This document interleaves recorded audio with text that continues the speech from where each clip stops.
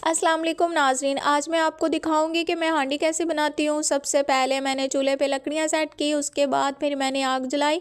आग जलाने में थोड़ी सी मुश्किल होती है, लेकिन मेरी बार बार कोशिश से आग जल जाती है। उसके बाद ये मैंने गोल दायरा सा उठाया ताकि धुएँ के साथ मेरी जो हांडी है वो सारी ब्लैक ना हो। फिर मैंने हांडी का ढक्कन उठाया, क्योंकि ढक्कन समेत मुझसे हांडी चूल्हे पे नहीं रखी जाती। उसके बाद फिर मैंने ये मसाला जो था मैंने हांडी के अंदर पहले ही डाल लिया था। उसके बाद फिर मैंने मसाला भूना। मसाला भूनने के बाद मैंने सब्ज़ी धोकर पहले ही अपने पास रखी हुई थी, वो मैंने फिर हांडी में डाली। हांडी में डालने के बाद फिर मैंने इसमें चमचा हिलाया। थोड़ा सी मुश्किल मुझसे सब्ज़ी हांडी में डलती है, लेकिन मैं डाल लेती हूँ, फिर भी हिम्मत नहीं हारती। चमचा हिलाया ताकि हांडी मिक्स हो जाए। इसके बाद मेरी हांडी की शक्ल फिर कुछ ऐसी हो गई है। ये कम्प्लीटली मेरी हांडी बन चुकी है।